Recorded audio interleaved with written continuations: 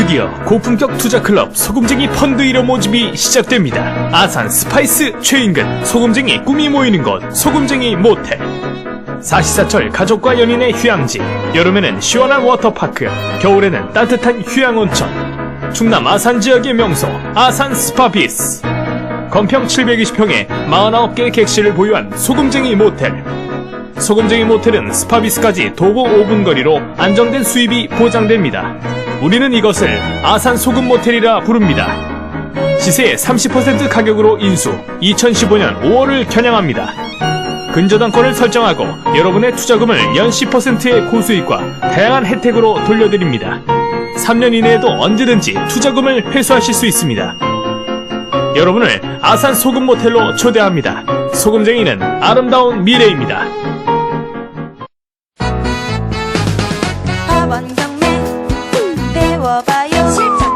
특별함이 있어요. 협회에서 만나요. 결심했어 우리 함께. 나도 부자 될 거야. 일양공경매사협회. 부자 되는 지름길 가난 탈출 프로젝트 도기안의 경매왕 지금 시작합니다. 집중하세요. 쉿. 그렇지, 여기 이 정도. 자, 2월 달에는 지금 우리 그 소금쟁이 프로그램 4개 있죠? 여러분들이 받은 식순, 요대로 진행을 할 겁니다. 그러니까 제가 늘 말씀드렸지만은, 우리가 교육을, 우리가 경매형 인간을 만들기 위해서, 단백질도 필요하고, 지방도 필요하고, 탄수화물도 필요한데, 어떤 교육 이외에도 필요한 요소들이 있거든요.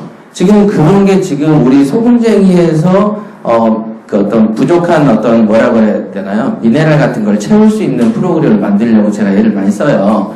그래서 굳이 소금쟁이에서 이루어지는 퀴즈나 프로그램들이 어떤 특별한 교육 상품으로 이름 붙이기는 어렵습니다. 교육 자체가. 근데 반드시 필요한 거죠. 예, 그렇게 이해를 하시고 여러분들이 즐겁게 참석하시면 되겠고요. 그 다음에 이제 제가 거기에 문구를 써놨잖아요. 그 문구에 보면은 유철 씨가 한번 읽어주시죠. 여기. 크게 한번 읽어주시죠. 여기까지. 반갑습니다. 도미안입니다. 소금쟁이 여러분, 이제 벌써 2월이죠. 2015년 모두 다 행복하시고 계획하신 일 다 성취되길 바랍니다. 소금쟁이는 단지 개인 돈을 부풀리기 위해서 하는 모임이 아닙니다. 소금쟁이는 미래의 더 큰 수익 증대, 친목 강화, 지속적인 경매 열정 배우기 등등 다양한 효과를 볼 수 있는 투자 모임입니다. 희생 없이 그저 뭔가 얻기만 할 것이다라고 생각하시나요? 그것은 착각입니다. 소금쟁이는 원래부터 희생을 통한 단체 모임이라는 점 잊지 마세요. 네. 제가 그 말씀을 드리고 싶었던 거가 이거였어요. 예. 그 대부분 어떤 사람들이 제가 최근에 여러분 우리 협회 좀 어수선한 거 아시죠? 아시나요? 예. 어수선함의 원인은 항상 그겁니다. 누군가 하나 더 먹으려고 하는 데서 원인이 오는 건데, 이제 문제는 그런 거죠. 더 먹을 자격이 있는 사람이 더 먹는 걸 주장하는 건 정당한 거죠. 그죠? 그러나 그렇지 않은 경우에, 더 먹으려고 하다 보면은 이 모임이 깨져버려요. 그래서 이제 저도 이렇게 사업하면서 이런 일을 당하다 보니까 여러분들 간의 문제에 있어서도 제가 심각하게 생각해 볼 기회가 좀 있었어요. 우리가 다수가 모이고 앞으로 더 커질 건데 그러면 이렇게 다른 생각들을 갖고 사는 분들하고 어떤 식으로 관계를 맺어 나가는 게 좋을까 해서 처음에 이제 이런 글을 제가 썼었던 겁니다. 그래서 어떤 개인의 그 어떤 희생, 저도 물론 희생이란 단어를 갖고 살겠지만은 여러분들도 야 이거 나보다는 나 이외에 다른 분들하고의 어떤 그 관계, 릴레이션십이죠. 이런 거를 조금 더 고려하면서 어떤 우리가 했으면 좋겠다 그런 생각에 적었습니다. 자, 우리가 첫 번째 시간으로 그 도기안의 돋보기 프로그램인데요. 그러니까 소금쟁이 팀이신데 혹시 물건 골라오셨나요? 팀별로 다? 손은? 두 분. 안 하셨어요? 그럴 줄 알았어요. 그 다음에, 그럼 팀 밴드에는 제가 한 개 어울리고 있고요. 아, 그러면 물건 또 하나 있는 거죠. 자, 쟁 있고요. 그 다음 있고. 자, 그러면은 바로바로 진행을 하겠습니다. 여러분들이 골라온 물건들을 어떤 시기에 어떤 물건을 골랐는지, 그래서 여러분들의 그 골라온 물건의 수준도 한번 제가 평가를 해드리고, 여러분들이 그 물건 속에서 어떤 걸 배우게 되는지, 권리 분석을 어떻게 하는지, 물건을, 요거는 논평을 어떻게 하는지 막 궁금하죠? 예. 지금까지 저는 여러분들의 그 골라놓은 물건에 대한 사전 정보는 없습니다. 그렇지만은 바로 냉정하게 평가를 해드릴 수가 있습니다. 자, 우리 그 이 팀의 물건 번호 한번 불러주시죠. 2012 타경 소금쟁 2죠. 이 팀. 예. 2012 12 타경 82284 82284 맞죠? 예. 자, 이게 상당히 불편하네요. 이쪽 보고 해야 되는데, 저는 이제 이 화면 보고도 하면서 저 화면도 보면서 이렇게 하겠습니다.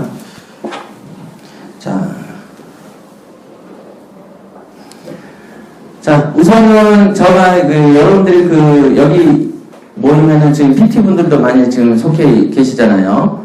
자, 물건을 볼 때, 제일 먼저 여기서 쑥 이렇게 보라고 제가 가르치죠. 이렇게. 자, 사건 번호 먼저 보이시죠? 예, 사건 번호 봤죠? 그와 동시에 바로 이렇게 보셔야 되고, 저는 제일 먼저 요거 보면 그 다음에 요렇게 내려오면서 주소를 이렇게 보면서 감정가, 최저가 쪽으로 시선을 탑니다. 요런 어떤 시선을 어떤 식으로 타는지에 대해서는 사실은 최고의 과정에서도 얘기를 제가 잘 안 하거든요. 왜 안 하냐면은 안 물어보니까. 시선을 어떻게 타세요? 안 물어보니까 아무 대답을 안 했어요. 그러나 여러분들이 물건을 어떻게 하면 빨리 검색을 하는지 되게 궁금해 하시죠? 궁금하시잖아요. 근데 여기 PT가 아니고 궁금하잖아. 자, 시선을 이렇게 사건을 딱 키면 바로 요렇게 보면서 옵니다. 요렇게 보면서 요렇게 떨어져. 자, 아시겠죠? 그러니까 요렇게 작전동 의회 한 건 딱 눈에 보고 11억이네 3억 9천이네 싸네 그리고 쭉 떨어진단 말이에요. 바로. 그러고 나서 말소 기준권리 여기 딱 뜨죠. 그죠? 그 다음에 말소 기준권리가 2008년 10월 9일이니까 여기에는 2007년이 선순위네요. 그죠? 선순위가 하나 있다라고 시작하고 넘어갑니다. 그리고 딱 넘어가고 바로 여기서 쭉 봅니다. 이렇게. 그러면 이제 넘어가죠. 바로 다음 장으로. 그 다음 장의 사진들을 이렇게 보는 방식으로 바로 넘어가거든요. 그러니까 여기서 쑥 할 때도 이제 말소 기준 5억 2천이 어쩌고 저쩌고 이렇게 오래 안 쳐다본다 이거죠. 처음에 물건을 대행할 때 이게 권리 분석을 하는데 시간을 쓰면은 검색 스피드가 빨라질까요? 늦어질까요? 늦어지지. 그러니까 지금 검색 스피드 면에서는 늦어집니다. 그렇지만은 요게 선순위인데 당연히 여기 보면 인수예상에서 인수금 4천 이렇게 있잖아요. 그러면은 검색할 때는 이 빨간 글로 써져 있는 걸 인정하고 넘어가는 게 중요합니다. 인정하고. 그렇지 않고 이게 진짜냐? 여기 어떠냐? 여기 2008년이 기니까 전익으로 보면은 선순위죠. 그러나 이제 여기서 지금 보니까 여기가 상가예요, 뭐예요? 상가인데 왜 전입이 돼 있다? 이런 것도 사실은 좀 의구심이 좀 있네요. 상가는 전입보다는 그 사업자 등록이죠. 예, 그거죠. 그래서 전입 부분이 어떤가 한번 이렇게 읽어보겠습니다. 자, 여기도 보면은 일괄면허 호수 구분 없이 음식점으로 사용하고 있다라고 있는 현황이 있고, 지금 현황 조사서를 보면, 현황 조사서 보면은 여기 보면 이렇게 돼 있죠? 예. 임차인을 만날 수 없고, 등등등. 그 다음에 작전도 한센프라자이고, 임대차 관계를 알 수가 없고, 임차인이 없고, 최대성이가 푸른 참치가 있고, 임차인이고, 1,050만원을 산다라고 얘기했다. 근데 아까 여기 있는 최대성이가 1,050 산다고 했는데, 여기서는 좀 6,000으로 돼 있네요? 그죠? 요런 점이 좀 차이가 있다. 그러면은 이런 경우에는 어떤 건 6천이고 어떤 건 기냐 그러면 매각물건 명세서를 이렇게 보세요. 그럼 매각물건 명세서에 보시면은 정보 출처가 뭐라고 돼 있습니까? 정보 출처를 보면은 현황조사가 있고 권리신고가 있죠. 현황조사라는 것은 누가 조사한 거예요? 누가? 집행관. 권리조사는, 권리신고는 지가 한 거다 이거죠. 권리신고는 임차인이 한 거고, 예. 현황조사는 이제 공적기관이 한 거죠. 집행관이 하는 거예요. 그래서 집행관이 딱 보니까 1050인데, 여기에는 권리신고도 자기도 1050 했냐 한번? 점포 임차인은 1050 해놓고 주거 임차인은 6000에 해놨네요. 그쵸? 좀 이상하죠? 근데 보니까 지금 세입자는 점포 임차인과 주거 임차인이 둘 다 최재성 아니에요? 그러니까 이게 딱 보면 느낌이 어떠세요? 1번 안 사야 되겠다. 2번 이상한데 3번 장난쳤구나. 자, 정답. 3번. 이건 장난이구나. 이렇게 보시면 됩니다. 현황조사와 대부분 이게 상가기 때문에 요 상황에서 우리가 이거 6천이 선순위고 전체 보증금이면 어쩌지라는 물음표가 떠오를 수는 있습니다. 그렇지만 이건 아까 사진 보면 대단지 건물 아니었습니까? 대단지 상가였죠? 자, 그럼 거기 관리소가 발달돼 있을까요? 안 발달돼 있을까요? 발달돼 있지. 그러니까 당연히 관리소에 한 번만 가서 물어보면은 거기 그런 놈이야 라고 나올까요? 안 나올까요? 나온다. 그런데 그 나온다는 것까지는 알지만 서류심사만 딱 보면 이 6천에 대해서는 의미를 갖지 않아도 될 것이다 라고 보여진다. 아시겠죠? 이렇게 보시면 됩니다. 근데 뭐 전입신고가 되어 있죠? 네. 그러면은 저 같은 경우는 어떻게 하냐면 바로 동사무소에 전화를 할 것 같아요. 동사무소에. 그래가지고 여기에 보니까 여기 있죠? 이 번지는 상가인데 여기에 전입도 됩니까?를 물어볼 것 같아요. 그럼 그들의 원론적인 의견을 취합하게 되죠. 이런 게 어디서 나오냐면 시세 조사할 때 이런 걸 조사합니다. 자, 근데 제가 지금 하고 있는 게 시세 조사 단계예요? 물건을 본 거예요? 물건을 봤잖아. 그러니까 물건을 보는 단계에서 뭐뭐를 조사할 거를 언급하고 있는 게 여러분들의 귀를 담아야 되는 것들이죠. 그쵸? 전입신고 있네요? 상가인데 전입 있네요? 그랬죠? 그랬더니 왜 전입일까? 이렇게 딱 봤더니 그 권리신고와 현황조사가 다르네? 그러면 그렇다고 해서 이건 딱 느낌상 장난 같아. 그런데 보면 이 장난인 거를 같애지 확인을 안 했죠. 확인하는 것은 아까 말했죠. 관리소의 그 조사. 두 번째, 동사무소에 전화를 해볼 수도 있겠다. 왜 전입이 되어 있는지. 그쵸? 참치집이니까 당연하게 여기에 직원들이 머물 수 있는 방이 있을 것이다. 맞죠? 자, 그러면 주택임대차나 상가임대차에도 보면은, 예를 들면은 50평인데 25평이, 30평이 상가고 20평이 주거면, 이거를 주거로 봐야 되냐, 상가로 봐야 되냐, 요런 다툼이 있겠죠? 예를 들면 우리 왜 그 초등학교 앞에 같은 데 가보면은, 문구점에 보면은 꼭 보면 거기 방이 있고 거기서 살아요. 맞죠? 그 다음에 조금 그 떡볶이 장사를 하는데 떡볶이 매대가 있는데 그 방에서 살아. 그럼 이거는 상가임대차일까 주택임대차일까? 헷갈리죠? 그런 경우들이 소송으로 많이 붙는다. 그랬을 때 어떻게 보냐면 재판부에서는 주로 비율로 본다. 비율로. 그러니까 우리가 그 레스토랑 같은 데 보면은 칼리라는 레스토랑 있죠? 우리 그 학교 다닐 때 미팅하는 꼭 그런 데서 이루어지잖아요. 레스토랑에서. 그럼 레스토랑에 보면은 주방 옆에 꼭 뭐가 있습니까? 방이 있어. 그러면 집주인하고 계약할 때 이걸 주거용으로 했다고 봐야 돼요? 상가용으로 했다고 봐야 돼요? 상가용으로 봐야 돼요. 그러니까 이 경우는 참치집, 딱 그러면 우리가 생각하는 참치집에 숙소 하나 있는 거니까 당연히 1050이 맞을 것으로 보여진다. 이렇게. 그런데도 여기 보니까 임대차 기간은 좀 다르게 또 돼 있네?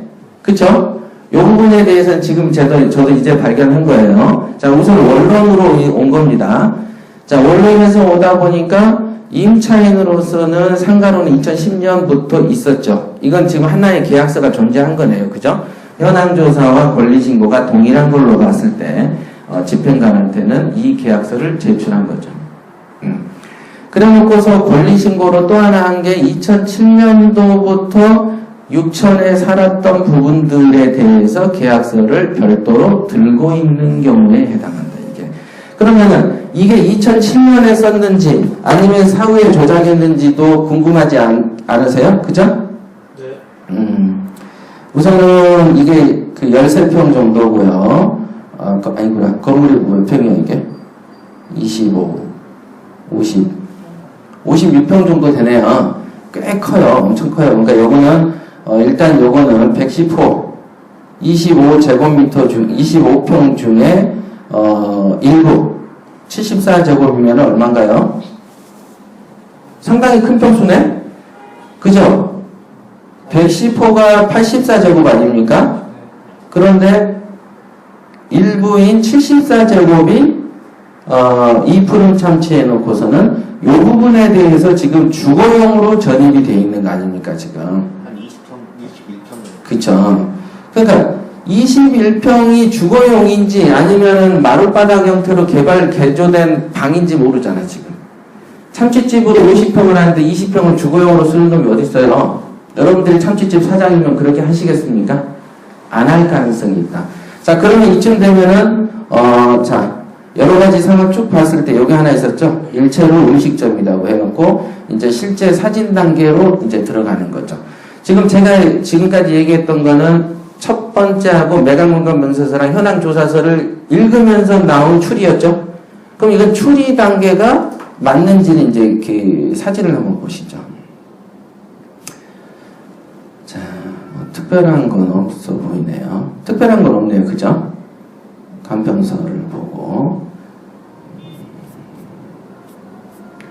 간평서도 보면은 특별한 거는 없어 보입니다. 이렇게 딱 볼 때 이런 글들을 이렇게 쓱 스캔을 빨리 하셔야 돼요. 특별한 건 없죠? 예, 특별한 건 없어요. 건축물 대장도 한번 보시죠.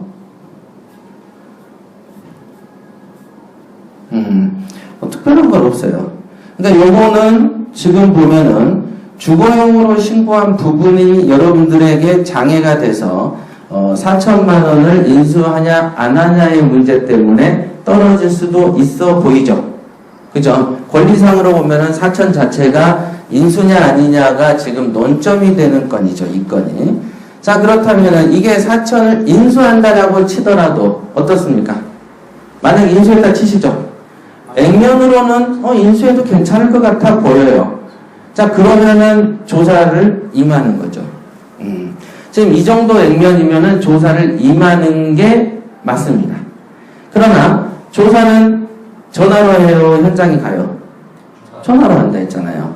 그럼 전화로 당연히 관리사무실을 찾을 수 있겠죠? 자, 여러분들 스마트폰 들고 계시나요? 자, 빨리 관리사무실 찾으세요. 2003년 12월에는 58,500에 했다가 2월 4일날 4월달에 미납하고 거의 1년간 놀다가 다시 나왔네요. 그죠? 그죠? 1년 정도 놀았죠? 그죠? 2014년 4월부터 2015년 2월까지는 진행이 되지 않다가 다시 나온 케이스죠. 자, 그 다음에 특별한 건 없네요, 지금. 여기 이 정도 되면은, 아까도 보면은, 폐문부재 뭐 이런 거 있어 보면은, 폐문부재에 그러면 제일 먼저 떠오르는 게 뭐죠? 또 이런 집단상가 하면 또 떠오르는 거. 뭘 인수할 건이 생길 수 있다. 유치권 아니지. 지금 권리신고 임차인이 지금 들어와 있단 말이에요. 뭐죠? 미납관리비. 네. 딱 보면 미납관리비. 즉 이런 집단 형태의 상가는 제일 먼저 우리가 접근해야 될 거가 관리실이다. 자, 관리실 빨리 전화번호. 상품은 없어요. 관리실 전화번호. 빨리. 아직 안 나왔어요? 관리실 전화번호. 작전동 그 다음 지도에서 작전도 901-4번지 치면은 옆에 관리실이 나올 수도 있고요. 아니면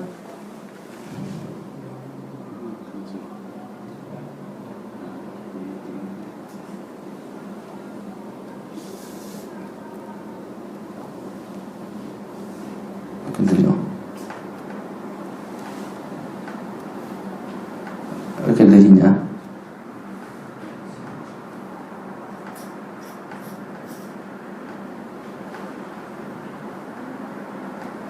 이게 원래 딱 그 맥북을 치면은 그 카피든 네이버 검색 이게 뜨거든요. 안 뜨네 이거는. 제 거가 아니어서 안 뜬다. 자, 못 찾으셨어요? 찾았어요?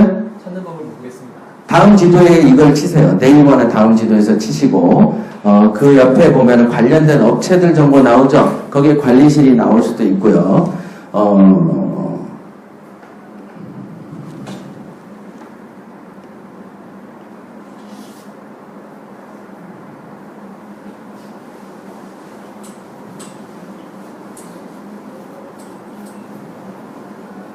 이 집인가요, 지금?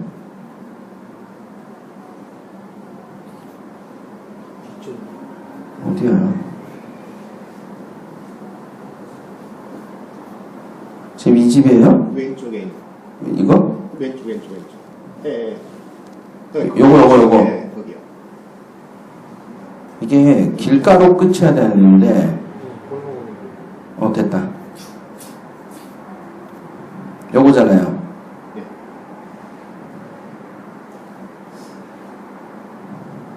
뒤편이고요. 이 건물 아닌가요? 요거 동그란 거. 뒤편입니다. 이 건물이 아니라고? 그 건물인데. 그러니까 호수가. 네, 호수가. 아니, 여기서 아무 번호나 따서 전화해 보시게. 한세프라자잖아요. 114에 물어보세요. 자, 누가 한번 전화하시죠. 계양구 작전동에, 그러니까 작전동에 한센프라자 대표 번호나 관리실 번호 있는지. 114. 빨리 돌리시죠. 안 가르친다. 여기는 어떻게 되는 게 전화번호 하나가 노출된 게 없어. 여기 하나 있는데, 공인노무사. 114 돌리세요. 유철씨가 해, 빨리 해. 03일입니까? 114는 02를 눌러도 어디든 상관이 없습니다. 알겠다. 정상어학원. 자, 553에, 예. 인천. 대학로. 정도.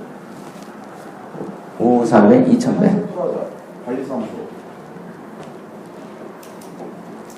등록 안 돼 있어요? 자, 그럼 이걸로 합시다. 553에 2100번 전화해보세요. 인천 031인가요?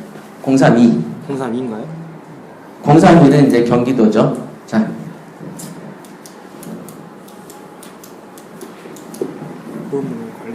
관리사무소. 스피커폰으로 하세요. 최고위는 다 이렇게 시켜. 예, 정상학원이죠? 예, 뭐 좀 여쭤보려고 하는데요. 거기 건물 그 관리사무소 혹시 전화번호 알 수 있을까요? 건물 관리사무소요? 예. 어떤 것들이 그러세요? 저 관리비. 관리비 때문에 물어본다고. 거기 입주하려고 하는데. 정상업원에 입주하려고 하시는 아니, 거기 건물, 다른 건물에 입주하려고 하는데요. 관리비가 어느 정도 되는지 알고 싶어서. 관리사무소 전화번호를 몰라가지고. 저희는 관리사무소 연락처가 거거든요. 그래요? 네네. 알겠습니다.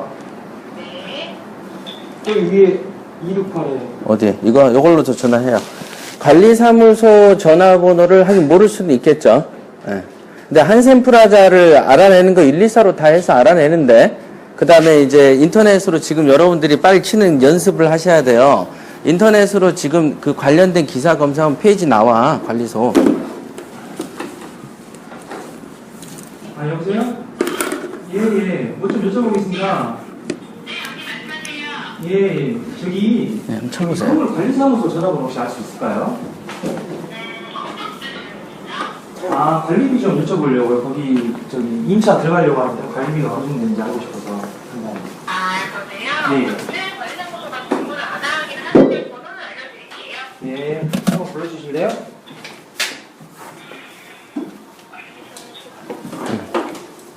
공삼이에 032 285에 285에 2503이요. 혹시 거기 평당 관리비는 어느 정도 돼요? 그렇지. 저희 8층을 보시는 건가요? 그런 다. 아니 8층은 아니고요. 그냥 그런다 그래. 예, 8층에 비어 있는데 네네네, 맞아요. 거기 건물이 근데 예, 관리비가 어느 정도? 그거는 이제 쓰고 있는 거에 따라 다르긴 한데 기본적으로 시작을 해주실 것 같은데요? 관리비가요? 그러니까 전체인지를 하게 되는데 아, 평당 얼마예요, 그러면? 이거는 좀 그쪽으로 자세히 하셔야 될 것 같아요. 아, 알아봐야겠네. 2,300이나요? 2,300이나 한다고요? 아니 평수가 넓어서 그래. 예, 알겠습니다. 8층, 자, 그러니까 지금 이 건물 정도면 부동산이 있겠죠. 자, 아니 이게 내 노트북이 아니어가지고 어떻게 할 수가 없네.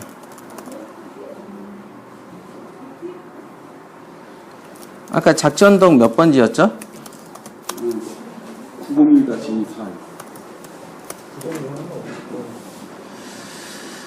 아, 지금 여기에 전화한 거죠? G123 아니었나? 그죠? 맞습니다. 예. 장소 더보기 이렇게 이제 쭉쭉쭉 올라가면 여기 이 곳에 입점한 그 업체들이 나오잖아요. 자, 여기에 보시면 통상 이렇게 치면 여기 입점한 데 막 나오죠. 예, 막 나오죠. 얘네들을 통해서 다 알아내는 거예요, 손쉽게. 그러다가 어떤 곳에는 보면은 이런 곳에가 이제 그 관리사무소에 대한 전화번호가 뜹니다. 여기도 보면 주차장까지도 나오잖아요. 그죠? 그 다음에 하고, 뭐, 이렇게 나와요. 어떤 곳은 아예 이 곳에가 나옵니다. 아니면은 금방, 우리 유철 씨가, 관리사무소의 전화번호를 따내는 그 과정 보셨죠? 관련된 데에 전화합니다. 사실은 여기서 살짝 머뭇거린 게 있었죠. 어쩐 일 때문에 물어보세요. 그러면 얘 관리소장하고 약속이 있어서 이렇게 저렇게 자연스럽게 풀어버리면 그냥 풀려. 근데 이제, 그 사람이 사실은 어쩐 일 때문에 물어보세요라고 반론이 어떤 방식으로 나올지를 여러분들이 몰랐잖아요. 그러니까 딱 들어오면, 이렇게 된 거잖아, 지금. 어째? 우리가 그래, 멍 때리다가 이렇게 배 한 대 맞았을 때 느끼는 이 소리가 나버리잖아, 이게. 근데, 예 하면서 유두리 있게 바로 쳐서, 그 사람에게 아무런 어떤 그 미혹이 없게끔 쓱 빼내야 돼. 우리가 이제 소매치기가 버스나 지하철을 타가지고, 가방 다 딸 것처럼 막 이렇게 흔들면서 토크 소리도 있으면 누가 다 걸리죠? 그지만은, 이렇게 쓱 따고 쏙 빼버려야 되는. 이 사람이 부지불식간에 당한지 안 당한지 모를 정도로 부드럽게 대화해서 쏙 뽑아내야 되는 게 중요한 거예요. 자, 그게 중요합니다. 그렇게 알아내서, 지금도 보면은, 사실은 금방도 관리비가 얼마예요? 그러면은 8층이요? 그러면 그냥 8층으로 넘어가야 돼. 그런데 이제 한 2,300 얘기 딱 나오면, 거기에서 잠깐 머뭇거렸잖아. 그죠? 예? 2,300요? 이래버렸단 말이야, 또. 그러면 저 같은 경우는, 그 평수가 굉장히 큰가 봅니다. 요렇게 던지죠.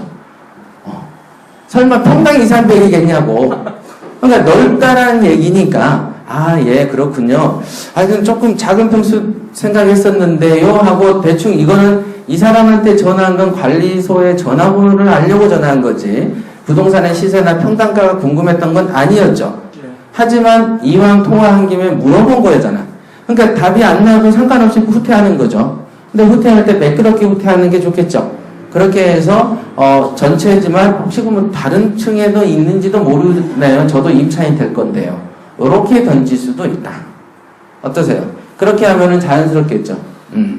그러니까 어떤 그 상대가 당한지 모르게 빼내는 게 되게 중요해요.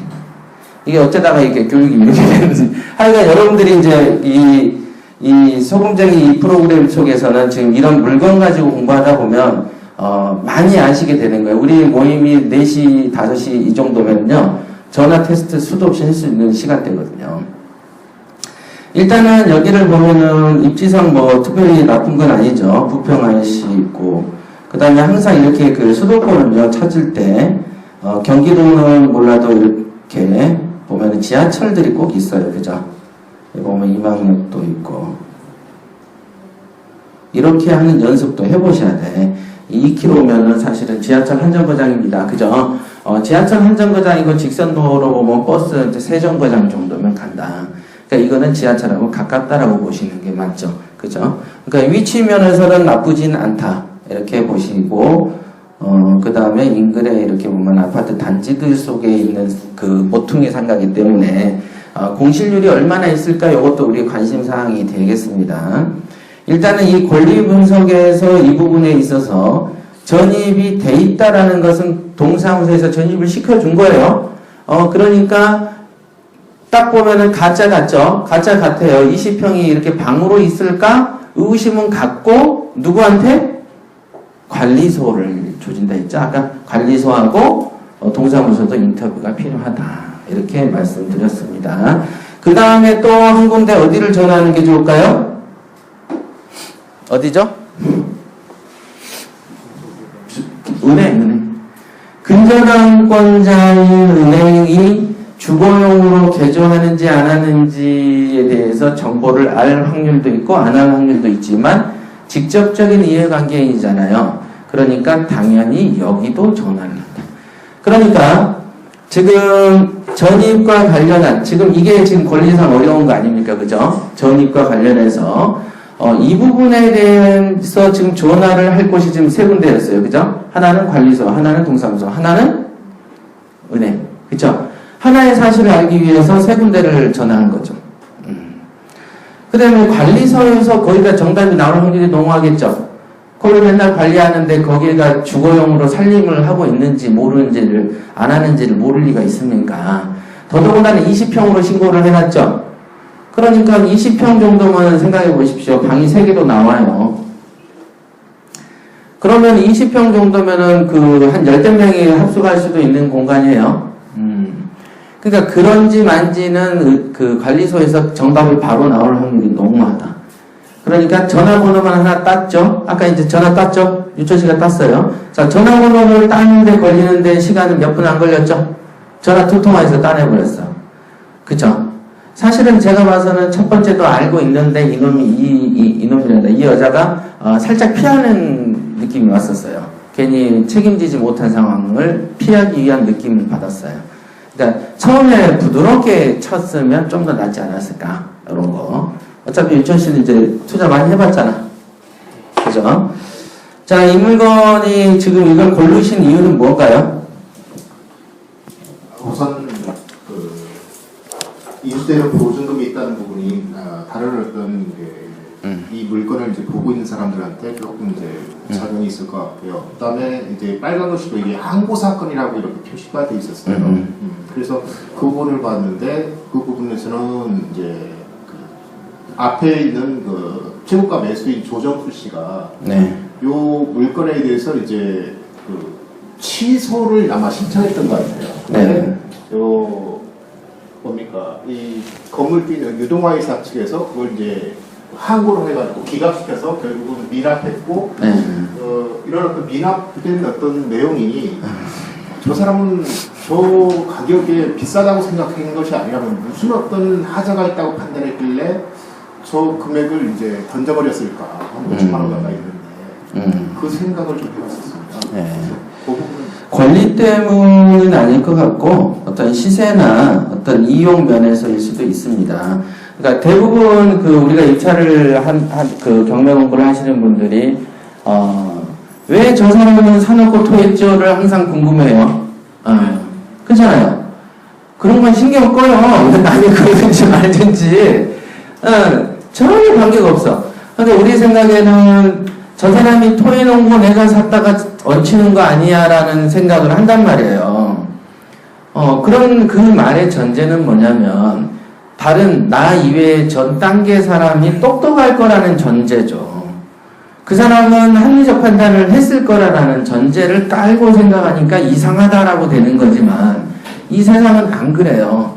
빤히 보이는 것도 피해가는 놈들도 있기 때문에 신경 꺼져요. 낙찰이 되면 이해관계인으로서 더 볼 수 있는 정보가 더 많아지지 않습니까? 네. 그때 뭔가 발견된 건 아닐까? 그거를 기우라고 얘기하죠. 그러니까 자, 그때 발견될 거를 왜 지금은 발견이 안 되는가? 지금 그 통상이 우리가 경매에 대해서 관심을 두려워하는 이유는 내가 생각하는 거 외에 뭐가 생길까 요거잖아요. 그 뭔가 생길까 해서 제가 두 가지만 조심하라고 그랬죠. 시세조사하고 권리조사. 그 외에는 없어요. 그 외에는. 그게 시세조사가 낙찰을 받고 나서 뭔가 또 바뀌나요? 미리 돼 있는 거 아닙니까? 자, 권리조사라는 게 뭡니까? 낙찰 받기 전에 권리분석하고 받은 후에 권리분석이 달라지나요? 권리분석 똑같다. 그러니까 여기에서 표출된 것이 다한 거예요. 여기 지금 우리가 서류상 보는 게. 근데 얼마나 예리하게 보느냐의 문제일 뿐이죠. 지금 있었던 이게 6천에 이렇게 신고된 부분들에 대해서 조금 문제가 있어 보인다. 만약에 시세가 예를 들면 셌다면 4천 정도 뭐 줄폭 잡아도 되는 거 아닙니까? 4천 때문에 4천 더 준다고 해서 5천만 원 날려버리나요? 그러나요? 시세를 싸게 샀다면? 아니란 말이에요. 그러니까 이거는 그 문제랑 좀 다른 문제다. 분명히 우리가 이제 이런 대형 상가들의 특징은요. 여긴 참치집이잖아요. 이런 데는 또 경업 금지 이런 게 있어요. 그래서 다른 층에서 어떤 식당을 한다 그러면은 어떤 업종은 경쟁 업종은 동일한 업종을 하지 못하게 한다든가 이런 것도 있고요. 옛날에 제가 누군가한테 이제 전화를 받았는데 이름은 안 밝혔어요. 자기가. 근데 자기가 친한 어떤 사람이 있대요. 근데 그 친한 사람한테 학원에서 이제 친해졌는데 그 친한 친구한테 돈 1,000만 원을 주고 컨설팅을 받은 거예요. 근데 이제 상가를 샀대요. 상가를. 그래서 자기는 어떤 이거를 사가지고 체육센터 형태로 이용하려고 이런 걸 추천받아서 6억짜리를 2억인가 2억 5천에 샀대요. 감정가가. 그랬는데 인테리어까지 싹 하고 명도도 다 하고요. 싹 하고 물론 명도할 때도 1,000만 원 줬대요. 명도 합의금으로 1,000만 원 줘라 그래서 또 줬대. 그 학원에서 친하게 만난 그 학원에서는 자기가 이름을 밝힐 수는 없지만 베스트래요. 그 엘리트래. 그래서 스스로 1,000만 원 주고 2천인가 1,000만 원 2천을 줬다고 그랬나? 그 다음에 명도비를 또 줬다더라고요. 그 다음에 공사를 했는데 이제 그 사업 자기가 원했던 체육 사업을 이제 할 생각이었죠. 그래서 인허가를 딱 신청했는데 해당 관청에서 업종을 허가를 안 해줬다 이거죠. 우리가 마치 우리 이 건물 지하에는 노래방 시설은 됩니다. 근데 술하고 여자가 나오면 단란은 안 돼. 요 건물은. 그러니까 참 뭔 말인지 알죠? 어떤 업종을 할 때 인허가를 걸 때는 그 상가의 특징이 좌우되거든요. 이런 집단 상가에는 당연히 경업에 대해서 금지된 품목이 있을 건데 내가 어떤 사업을 하려고 들어왔다 했다가 사업이 안 맞을 수도 있는 거죠. 그죠? 못하게 해서 싸움하다가 포기할 수도 있는 거고 금방 그것처럼 사놓고 인테리어까지 했는데 체육시설이 금지 학원만 된대. 그러니까 자기는 체육이지만 체육학원을 생각했지만 구청에서는 체육학원이 아니고 체육시설로 보는 거죠. 우리가 체육으로 가지고 돈 받으면 우리 생각에는 학원으로 느껴지잖아요. 그러니까 그래서 자기는 그렇게 했는데 이렇게 해서 인테리어비도 손해보고 등등등이 있는데 그 사람을 어떤 식으로 처리를 하는 게 옳은지에 대해서 상담만 한 사람이 있어요. 그러니까 우리가 어떤 일을 포기를 여기서 하게 되면 항상 사람은 자기가 가지고 있는 관념하에서 왜 포기를 하지 이런다 이게. 그러나 살 수 없는 다양한 원인들이 있고 그러니까 불안증이 거기서 생기는 건데 그 불안증을 없애는 방법은 아까도 말했지만 시세조사, 권리분석 두 가지 중에서 하자가 된다. 그리고 또 하나는 뭡니까? 현장 조사했는데 금이 갔다. 뭐 이 정도죠. 그러니까 하지만 우리는 지금 서류심사 단계이기 때문에 그런 거는 걱정 안 하셔도 된다. 그리고 그것도 관리실에 전화 딱 땡겨보면 됩니다. 지금 아마 퇴근은 했겠죠. 근데 이제 한번 월요일이라도 전화를 해보세요. 그러면 관리실에서 해보면 상식적으로 참치집을 30평, 60평을 가지고 20평을 방으로 쓰고 30평을 장사하는 건 좀 안 맞지 않아요? 이치적으로 안 맞아요. 집으로 살기엔 아파트 상가 형태도 아니고 너무 대단지 상가 아닙니까? 그죠? 그러니까 조금 상황이 안 맞습니다. 그리고 집으로 쓰기에는 평당 관리비가 이 정도 고층이고 대형 상가일 때는 평당 관리비가 세져요, 약해져요? 세지죠? 아파트 관리비를 주고 월세 사는 게 낫지. 여기다가 평당 관리비 센 데다 가서 집을 살겠습니까? 그죠? 여러 가지 거를 검토를 해볼 때 조금 상황이 좀 안 맞아요. 그 다음에 2007년부터 살다가 2010년에 장사를 시작했다도 좀 안 맞아. 뭔가가. 하다가 2010년이죠. 그 사업자가. 그죠? 8년이었나요? 10년? 정년은 2010년이구나. 그죠? 그 다음에 내가 임대차 10년부터, 그죠? 10년 6월이고, 뭐 7년, 3년, 거의 3년 동안 집으로 반 쓰다가 나중에 참치집을 시작했다. 요거는 간단해요. 그냥 전화 한 통화하면 되는 거예요. 전입신고는 가능합니까? 가능했으니까 떴겠죠. 예. 가능했으니까. 원래는 이런 것도요, 전입신고도요, 어떤 경우는 이제 이런 거예요. 제가 낙성대 건물에 살 때 전입신고를 이제 그 회사로 빼려고 동사무소에 갔어요. 그랬더니 동사무소에서 이렇게 쳐봅니다. 그러면 전입신고를 할 수 있는 건물이 있고 할 수 없는 건물이 있어요. 그런데 이제 여기는 상가인데 전입 안 해줘요 하면서 지가 안 해줘. 안 해줘요. 근데 이제 제가 그랬잖아요. 우리 매형이 이제 그 변호사라 그랬잖아요. 근데 어떤 공장이든 어떤 데든 자기도 지금 그 매형도 사무실로 옛날에 퇴거를 한번 했었대요. 사무실이야, 그냥 변호사 사무실. 근데 안 해준다 그러더래. 그래서 이제 거기서 우기면 되는 거예요.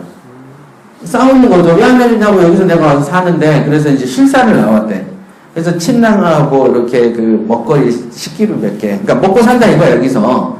몇 개를 놔둬가지고 전입을 했다. 그러니까 우기면 되는 거예요. 주택임대차 보호법은 공장에서 개조해서 집으로도 쓰는 거고요. 상가도 전입이 되는 게 원칙은 맞아요. 심지어는 옛날에 제가 제가 사채업을 할 때가 있었다 했죠. 그 사람을 쫓아갔어. 그래서 전입이 가는 데마다 말소시킵니다. 직권말소 아시죠? 막 말소시켜. 여기 가서, 거기에 어디 가서 허위신고하면 또 가서 사람이 없으면 동사무소 가서 또 얘 안 산다고 해서 직권말소. 하면은 국내에서 직업을 얻으려면 등초본 띄워가라 그러죠? 그러니까 어디든 전입이 돼. 해야 돼. 그래서 한 번은 저기 경기도 어디 쪽이 있어가지고 갔어요. 그래서 산을 막 올라가. 근데 전입된 데를 찾았더니 거기가 그 동남아야 사람들 그 가구 공장 하잖아요. 경기도 쪽에. 비닐하우스에 전입이 돼 있어요. 그래서 비닐하우스 주인을 만났더니 이 지역은 원래 수배범들이 많이 전입을 한다. 자기 집만, 자기 비닐하우스만 해도 전입이 3명, 4명 돼 있다는 거예요. 아시겠죠? 그래서 동사무소 가서 물어보니까 자기들은 맨땅 이호도 해달라고 하면 실사를 안 하니까 해준다는 그 얘기를 그때 들었어요. 그렇습니다. 자, 이 물건에 대해서는 이제 충분히 됐죠? 예. 요거는 조사를 앉은 자리에서 바로 전화를 바로 돌려버립니다, 지금. 그죠? 바로 은행하고도 물어볼 수 있고, 바로 관리사무소, 아까 관리사무소 있죠? 바로 전화 딱딱 해보면, 이익 6천이 이렇구나. 동사무소, 아까 그 부동산 업소도 시세조사 딱 해서 요게 11억인지 3억 9천인지 11억이는 말도 안 되는 것이고, 요즘 같은 뭐 이런 상가들의 가격은 한 뭐 7억이든 6억을 한다라고 치더라도 실제로 어떤 이 목에서 자기가 장사를 하거나 학원 정도로 쓴다면은, 나쁜 건 아닐 수 있어요. 그런데 이제 제가 그랬잖아요. 관리비 체납 조사해 봐야 된다고. 그죠? 폐문부재라고 돼 있었죠, 아까? 그죠? 폐문부재, 현황조사. 그죠? 폐문부재, 이렇게 돼 있습니다. 이렇게. 그죠? 폐문부재이기 때문에 조사 일시가 2012년 10월이네요. 그러니까 만약에 이때 잠시 문 닫은 게 아니고 그때부터 계속 문 닫았다면 관리비가 얼마겠습니까? 어마무지할 수 있겠죠. 물론 이제 관리비는 이제 3년간의 소멸시효 걸린다. 요거까지 강의하면 길어지니까 프로그램에 충실해서 다음 물건으로 넘어가겠습니다. 자, 그 다음 유철씨. 네, 지나간 물건인데요. 13타경 네. 80421. 0421. 자, 계양구 서구 연인동이죠. 대지권 미등기 때문에 고르셨어요? 뭐 때문에 고르시게 된 이유? 아, 저기 돼지권 미등기 물건을 제가 한번 봐봤어요. 근데 이런 물건이 많더라고요. 보니까 네. 미납 대금이 있는 거는 네. 분양 대금이 완료될 때까지 돼지권 등기 이전을 동시이행으로 주장할 권리가 있어가지고 대법원 판례가 있어가지고 미납 대금을 완납해야지만 돼지권 등기가 가능한 것이라고. 어디 여기 써져 있어요? 예, 아니 써져 있어요. 어디? 자, 제가 말씀드렸죠. 여기에서, 자, 사건을 보시면, 일단 13타경이고, 주소, 보셨고, 2억 1000이 1억이라는 거 보셨고, 소유권은 2012년 이 권리분석이죠? 2013년이니까 볼 것도 없죠? 그죠? 그지만 3천에 30만원이다. 14평에 3천에 32인가? 이렇게 대충 느낌만 갖고 넘어가시는 거예요. 여기도 뭐 있습니까? 돼지권 미등기나 감정이 포함되어 있다고 되어 있죠? 통상 이런 경우죠. 이렇게 토지가 4,500, 건물이 1억 6,900. 그래서 시작가가 포함이 되어 있지 않습니까? 이런 경우에는 낙찰을 받으면 돼지권도 산다. 이렇게 배우는 게 우리의 원칙이죠. 네, 원칙입니다. 이거는 지금 내가 그걸 몰랐었는데 그러면은 들은 대로 암기하시면 알게 되는 거예요. 지금 나 몰랐었는데 하고 약간 멍 때린다 눈을 피치면 안 돼, 기론씨. 응? 네. 아, 그런 거에서 그걸 눈에 탁 에워버려야지. 이러면 안 되는 거예요. 오케이? 자, 여기 보시면 요거 때문인가요? 읽어볼게요. 미등기 대지권 포함. 오피스텔 공급 계약서에 의하면 대지 지분은 9점 몇이다. 자, 대지 지분은 아직 안 나와 있죠? 9점 몇이다. 오피스텔로 이용 중이고 본건 부동산의 분양회사 겸 등기부 을구의 순위번호 근저당권자인 교화 건설 주식회사에서 제출한 채권 계산서에 의하면 분양대금이 4천만 원이었네요. 분양대금이 4천만 원. 미납이네. 가로 열고 여기네요. 그죠? 미납되었으면 이렇게 되어 있네요. 그죠? 그러니까 4천만 원이 미납되었으며 매수인이 대지권 청구할 경우 지분에 대한 이전 대금을 청구할 경우 미납 분양대금과 관련하여 동시한권 주장할 여지 있음. 예. 지금 이 부분이 우리가 이제 대지권 미등기 사건에서 자주 묻는 질문이에요. 지금 여러분들이 이제 항상 생각을 하셔야 될 것 중에 하나가 경매는 일반 매매입니다. 매매. 그러니까 법원하고 온비드도 똑같아요. 법원하고 온비드가 중간에 서 있을 뿐이지 채권자, 즉 낙찰자하고 물건 주인 간의 정상적인 거래 행위로 보는 겁니다. 법적 성격은 매매로. 그렇기 때문에 통상은 사법부인 이 재판부죠. 그 경매 법원에서 사건을 진행할 때 당연하게 지금 이 제출서가 이게 사실이라면은 대지권 부분을 빼든가 감정에서 다운시키는 게 맞아요. 무슨 말이냐면 하자가 있어요, 없어요, 지금? 있잖아요. 인수자금이 있단 말이에요. 그러니까 빼줘야 돼, 일부. 그런데도 그냥 아까 우리 원칙이 뭐였어요? 여기에는 그 토지 가격하고 건물 가격을 포함했는데 토지 가격이 4,500이네. 그죠? 감정이 포함하고 교화건설에서는 분양대금, 미납 분양대금 원금 4,300 비용 요거가 미납되었다. 이랬죠. 자, 분양대금 4,300이 미납돼 있지 토지대금 4,300이 미납된 건 아니죠. 근데 교묘하게 지금 요거랑 지금 비슷하니까 살짝 이제 헷갈릴 수도 있어요. 맞죠? 하지만, 지금 우리 판례가 어떤 게 있냐면은, 사실은, 원칙대로 토지하고 건물이 포함돼서 경매가 진행되면은, 낙찰받으면은 다 받습니다. 대지권 미등기도 자기 것 같아요. 왜냐면 포함되어 있으니까. 그게 원칙이에요. 그런데 판례가 뭐가 있냐면은 만약에 처음에 분양회사가 처음에 분양을 했을 거 아니겠어요.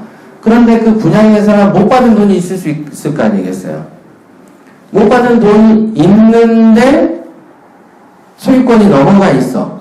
그죠? 그러다가 이런 사건이 터지면 일단은 못 받은 돈이 있으니까 그 재산을 등기를 내가 안 쳐주겠다라고 주장할 수는 있겠죠. 돈 못 받았으니까. 그래가지고 소송이 붙어서 대법원 간 사례들이 많아요. 그래가지고 아니 나는 어차피 분양회사잖아요. 분양회사 겸 근저당권자인 얘네가 나 돈 못 받았으니까 등기에 협력을 안 할 거야 라고 말하는 건 당연한 이치죠. 돈 안 받았으니까. 그러니까 돈 내, 나 이전할게. 요게 맞는 얘기죠. 이래서 판례가 이제 이런 거를 손을 들어줘서 낙찰자가 추가적으로 돈을 물어라라고 되는 경우들이 판례가 있어요. 그게 뭐 되게 어려운 얘기가 아니고 돈을 안 받았으니까 등기 이전 안 해주겠다는 건 합리적이죠. 되게. 그러니까 이게 사실이라면 등기 이전을 안 해주고 동시이행 항변권을 주장할 수 있어요. 사실이라면. 그러니까 이게 사실인지 아닌지를 조사하는 게 필요하겠네요. 맞죠? 그렇죠. 근데 이제 교화건설이 뭘 낸 걸로 봐서는 순순하게 호락호락하지 않은 건 같네요. 그죠? 그러니까 이 문제가 깨끗하게 해결이 안 되면 입찰을 봐야 돼요? 안 봐야 돼요? 안 봐야 되는 것이다. 그러면 깨끗하게 해결이 안 될 때는 어떻게 해야 합니까? 다음 물어줄 폭을 잡아도 돈이 되면 봐도 되겠네요. 우리가 그러잖아요. 리스크가 있으면은 리스크가 두려우면 안 하는 것이고 리스크가 있긴 있는데 안 두려우면 하는 것이죠. 그죠? 우리가 띵트를 띄워놓는데 밑에가 쿠션들이 되게 많이 있어. 그럼 이건 넘어져도 무릎은 안 까질 것 같으면은 과감하게 한번 도전해 보는 거죠. 그지만 밑에가 막 가시들이 되게 있고 불이 막 활활 타오르면은 살짝만 다칠 것 같아도 안 해야 되는 거죠. 그래서 이 부분이 교화건설에서 시비를 걸 것 같은 분위기로 조성이 되어 있는 건 사실이에요. 지금 얘가 평온하지 않는 상태죠. 그러니까 이런 상황에서는 조사를 이 부분으로 포인트를 줘야 돼. 법적으로는 어떻다고요? 못 받았으면 물어줘야 돼. 그러면은 법원에서 그걸 알고 처음부터 이 토지 부분을 감정에 포함시키지 말아야 되는 거겠네요. 그죠? 그걸 기대하지 마세요. 판사가 똑똑하지가 않다라고 그랬잖아요. 관심이 없어. 여러분들이 알아서 생존해내면 돼. 그렇죠? 그런데 또 하나의 의구점이 드는 것은 얘네가 미분양 대금이 있다면은 지금 소유권이 그 교화건설에서 KB로 넘어갔다가 매매를 했는데 문제는 못 받은 돈을 뭘로 걸었어요? 근저당으로 걸었잖아요. 그러니까 소유자랑 교화건설이 분양대금을 받을 목적으로 근저당을 걸었다면은 요걸 이유로 해서 추가 돈을 달라고 하면 또 안 되는 게 법원의 입장이죠. 자, 뭔지 아시겠어요? 민간 분양대금을 야, 돈 줘. 못 받았으니까 당연히 등기 이전 안 해주면 됐는데 지금 해줬잖아. 지금 해줬잖아요. 해줬으니까 최민환이 명의로 넘어갔지. 맞아요? 틀려요?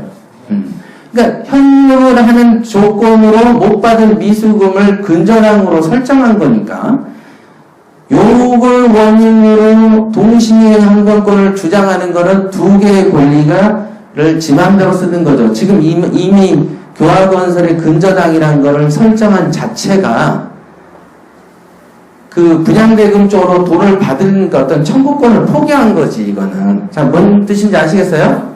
예. 그걸 포기한 거예요. 그냥, 야, 알았어. 그 돈 미수된 거 있잖아. 그 근저당 거는 걸로 할게. 요렇게 한 거죠. 그러니까 이 부분은 그냥 낙찰을 받아도 되는 것으로 비춰져요, 지금.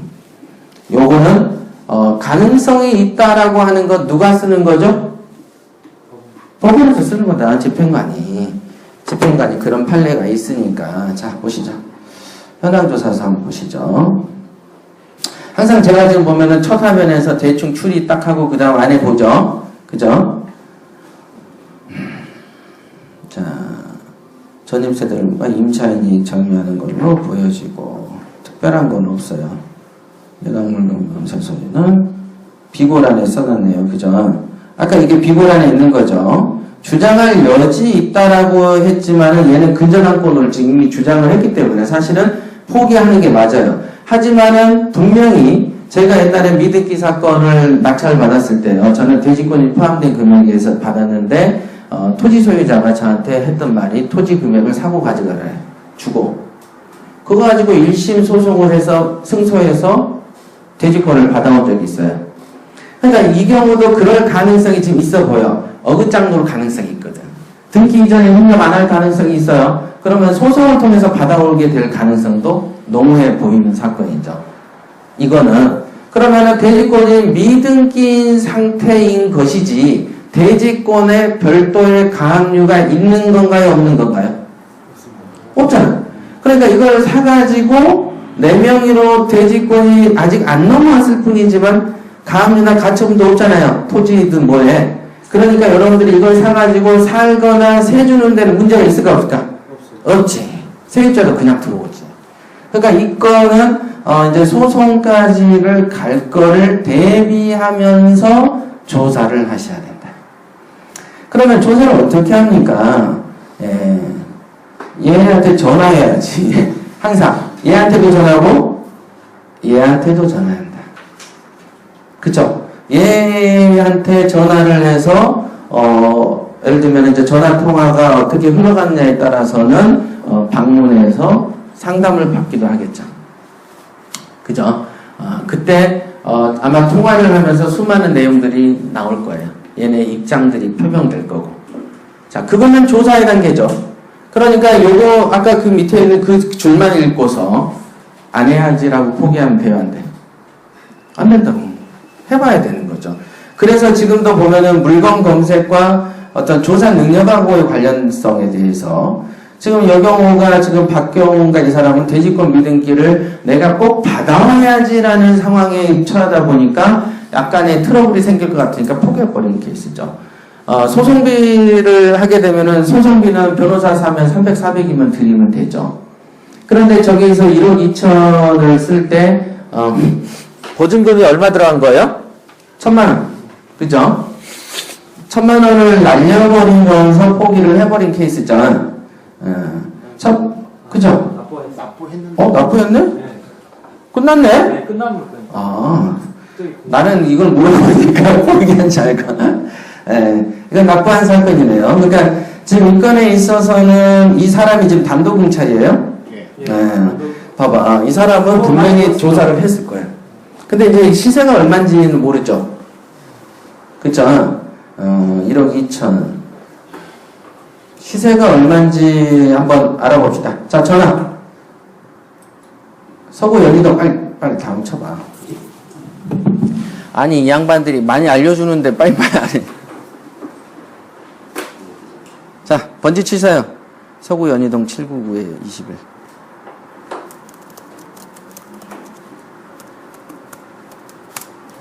다음에는 2개만 해야 될 것 같아요. 시간이 너무 많이 먹는다. 그죠?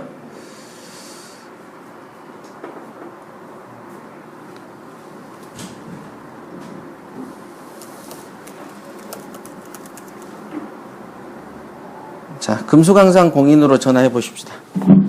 자, 금수강산 공인으로 유철씨 전화.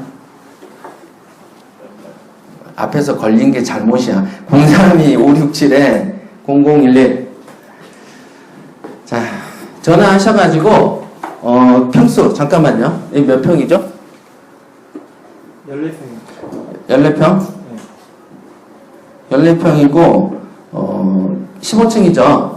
건수가 끝났으니까 이렇게 해요. 내가 주거용이나 사무용 겸해서 방 하나 얻으려면 한다고요.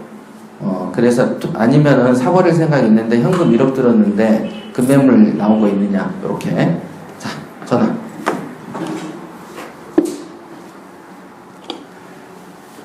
이쪽 물건 꼭 해야 돼요? 안 해도 되지. 요거 하고 쉬시죠. 5분 쉬고 그 지사장 강의하는 걸로. 안녕하세요, 조현정입니다. 이 공인중개사 아닌가요? 네, 아니에요. 죄송합니다. 전화하기 싫은 거야? 요거잖아.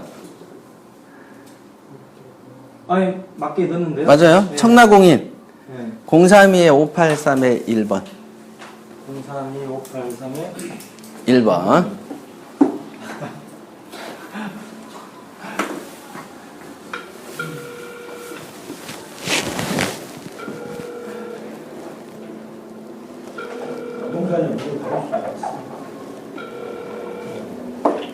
네, 예, 부동산이죠?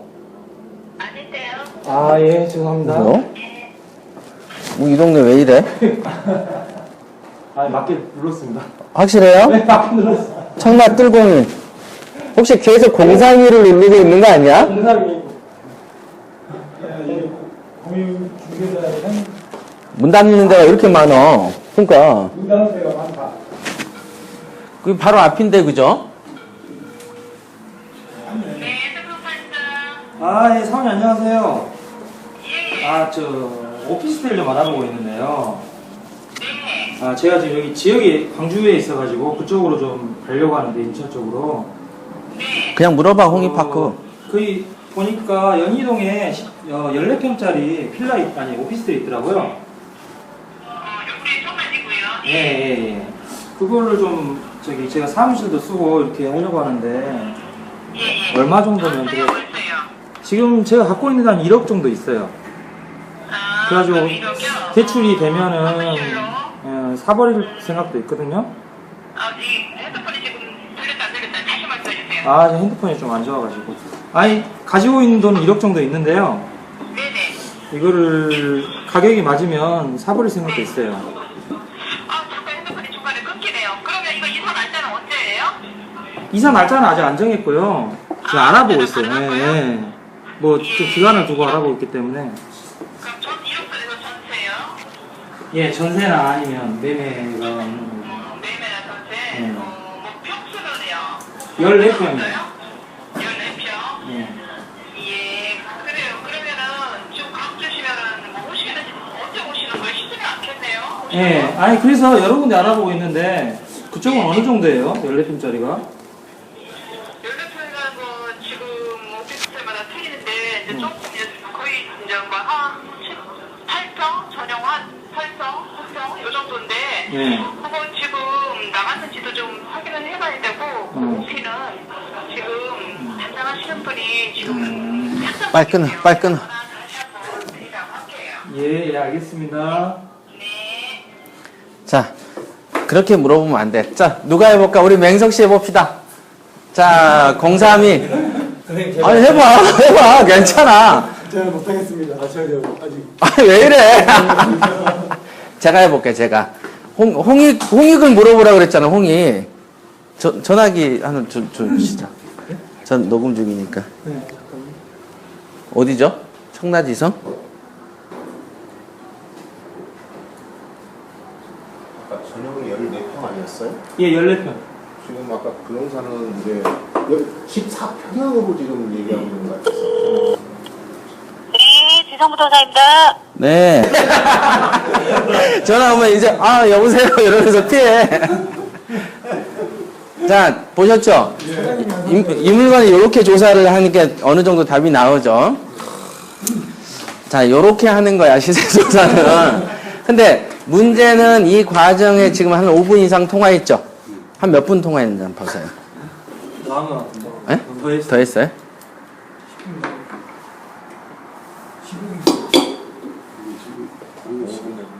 1차 5분 했고 2차 5분 했고. 5분밖에 안 했어? 아니 이게 시각이죠 그냥 그때. 자기 핸드폰 아니에요, 이거? 저몇 분 했는 뭐 그때 시각이구나. 36입니다. 12분 정도. 예. 그러니까 원래 이 과정을 PT들은 다 쳐내야 돼. 다 쳐야 돼요. 지금 물어보고 답한 거를 다다다다다다다다다 쳐야 돼요. 이렇게. 여러분들 방송에서 PT 방송 많이 들으셨죠? 이렇게 쳐야 돼. 그러면 어렵죠. 그렇지만 지금 전화하는 거 들어보셨지만은 어렵지 않을 것 같지 않으세요? 그 사람이 말한 거, 예, 툭툭툭툭툭툭 이 정도걸요? 그 다음 내가 물어볼 때 한마디 툭 던져놓으면 막 쏟아지죠. 또 한마디 던져놓으면 쏟아지잖아. 요렇게. 그러니까 안 가보고 거의 다 훑어내죠.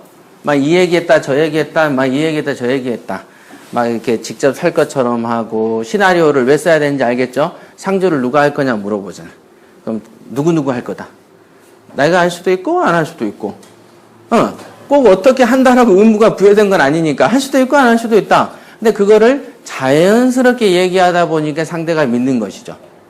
그게 뉘앙스라는 거죠. 근데 자연스럽지 않았잖아. 아까 그 유철 씨는 마치 멍 때리다 배를 한 대 맞은 것처럼 이러면서 스톱이 돼버리니까 상대가 누구시죠? 이러면서 나와버리는 거야. 자, 뭔지 알겠죠? 자연스러움이 있어야 되는 겁니다. 이게. 자, 여기까지 이거는 하고요. 지금 보면은 이 건은 지금 뭐 특별하게 지금 보면 1억 6, 7천 얘기가, 7, 8천 얘기가 나오잖아요. 1억 7, 8천이면 부동산 업자는 기본적으로 살짝 업을 시켜서 던집니다. 업을 시켜야 돼. 그런데 내가 자꾸 깎을 것처럼 던져보니까 와서 보고 얘기하고 그 다음 단계도 또 던져보죠. 그랬더니 뭐 1억 5,500도 있으니까요. 쪼쪼쪼 한단 말이에요. 1억 5,500이 있다는 거면 1억 6천도 된다는 얘기지 묘한데. 그러니까 이 물건을 아까 1억 2천 얼마에 낙찰 받았죠. 그렇죠. 그러면 세금이 한 6% 된다고 하면 720 빼면은 한 1억 한 3천 정도 다 들어갔겠죠. 그러니까 리스크가 만약 4천 리스크가 있으면 이건 적자가 돼버려. 그러니까 이 리스크를 완벽하게 해결하지 않고 들어가면 돼요, 안 돼요? 안 되지. 지금 이 건은 리스크를 안고 가면 안 되는 물건이 분명해졌죠. 그러니까 교화건설하고 기타 등등을 명확하게 파야 되는 물건. 이 물건은. 그죠? 시세가 딱 나오니까 인수하면 안 되는 금액이 나오잖아. 아시겠죠? 요렇게 판단해서 요거 전화 몇 군데 돌려서 답 안 나오면 던져버린다. 오케이. 자, 지금 우리가 몇 분 했지? 1시간 정도 했나? 6시입니다. 2시간? 자, 5분 쉬십시오. 5분 쉬시고, 여기 시켜지면 안 돼. 바로 지사장 특강이 들어갑니다. 특강하고 퀴즈는 금방 끝나고 나서 삼겹살집 가니까 소금쟁이가 쉬운 줄 알았어?